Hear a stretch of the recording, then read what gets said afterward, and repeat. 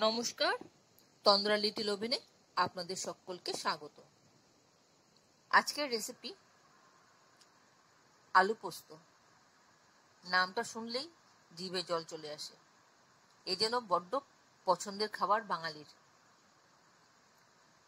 এক একজন এক এক রকম ভাবে এই আলু পোস্ত রান্না করে থাকেন। কেউ নিরামিষ করেন, কেউ আমিষ করেন, কেউ পেঁয়াজ দিয়ে করেন, কেউ পেঁয়াজ ছাড়া করেন, ইত্যাদি ইত্যাদি। আমি আজকে আমার মতন করে আলু পোস্তটা রান্না করেছি। আমার তো খুবই ভালো লাগে। আপনারা দেখুন, আশা করি আপনাদেরও ভালো লাগবে। তাহলে রেসিপিটা দেখে নিই, চলুন। আলু পোস্ত করার জন্য আমি এখানে 4খানা আলু নিয়ে নিয়েছি। এই আলুগুলি আমি ভালো করে ধুয়ে পরিষ্কার করে তারপর ছোট ছোট করে টুকরো করে আমি আপনাদের কাছে নিয়ে আসব। এই আলুগুলি ছাড়া আর যা যা লাগবে সেগুলো হলো, এখানে আছে কাঁচা লঙ্কা 2টো, আর আছে একখানা পেঁয়াজ। আমি আজকে পেঁয়াজ দিয়ে করব রান্নাটা। আর আছে এখানে 1 টেবিল স্পুন পোস্ত, একটা কাঁচা লঙ্কা দিয়ে বেটে নিয়েছি। এই পোস্তটা দিয়ে আমি আজকে রান্নায় দেব। আর এছাড়া যা যা লাগবে আমি আপনাদেরকে ধীরে ধীরে বলে যাব। 4টা আলুকে আমি ছোট ছোট টুকরো করে ভালো করে ধুয়ে পরিষ্কার করে নিয়ে এসেছি। দেখুন আমি কিভাবে করেছি। টুকরোগুলি খুব কিন্তু বড় করিনি, ছোট ছোট অবস্থায় আছে। আবার খুব ছোট করিনি, এটা মোটামুটি সাইজের করেছি যাতে তাড়াতাড়ি রান্নাটা হয়ে যায়। এবার কড়াতে সর্ষের তেল দিয়ে দিচ্ছি। এই রান্নাটা কিন্তু সর্ষের তেলে করব। এখানে 1.5 টেবিল স্পুনের মতন তেল দিয়ে দিয়েছি। তেলটা একটু গরম হোক, আমি কড়াটা চারপাশে তেলটা ছড়িয়ে লাগিয়ে দিচ্ছি যাতে আমি আলুটা দিলে লেগে না ধরে। এবার তেলটা গরম হলে এর মধ্যে আমি পেঁয়াজ কুচিটা দিয়ে দিলাম, আর দিয়ে দিলাম একটা কাঁচা লঙ্কা। এবার পেঁয়াজটাকে ততক্ষণ ভাজবো যতক্ষণ তার কাঁচা গন্ধটা চলে না যায়। এরপর আমি আলুগুলি দিয়ে দিলাম।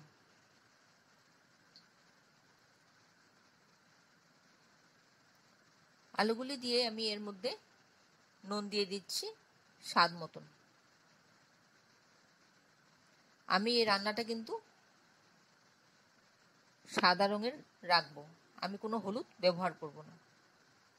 আমি সাদা আলু পোস্ত করব। হলুদ দিলে তার স্বাদ একরকম হয়, আর হলুদ না দিলে তার স্বাদ আরেক রকম হয়। আমি হলুদ না দিয়ে রান্নাটা করতে বেশি পছন্দ করি।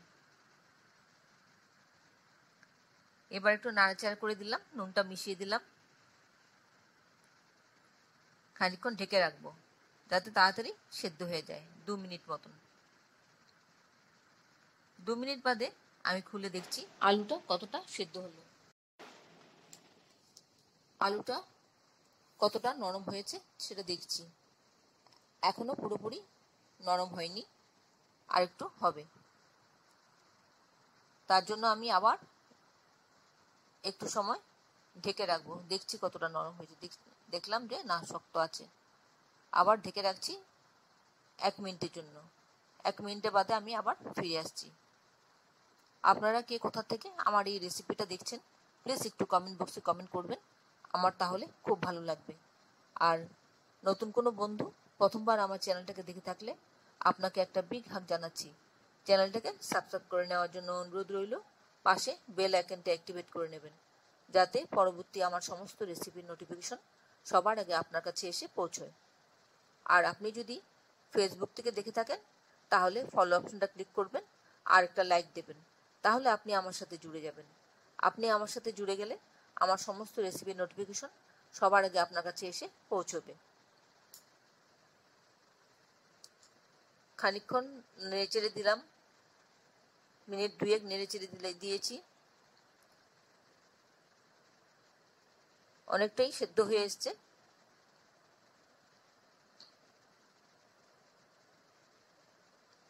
এবার এর মধ্যে পোস্ত বাটাটা সামান্য একটু জল দিয়ে মিশিয়ে দিয়ে দিচ্ছি।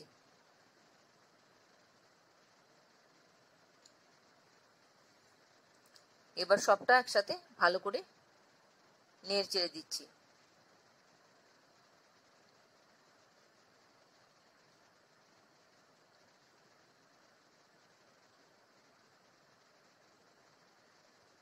আর একটু জল দিয়ে দিলাম,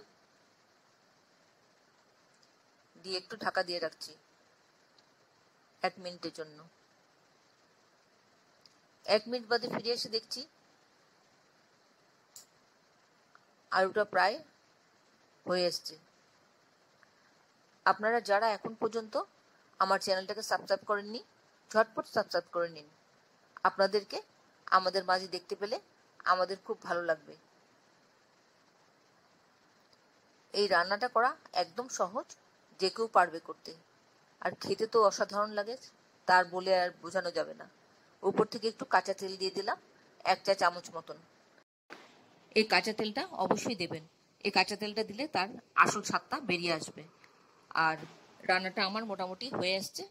এবার আমি 1 মিনিটের জন্য স্ট্যান্ডিং টাইম দিয়ে প্লেটিং করে নেব। আশা করি আপনাদের ভালো লেগেছে আমার এই রেসিপিটা। যদি ভালো লেগে থাকে তাহলে অবশ্যই একবার এভাবে তৈরি করে খাবেন।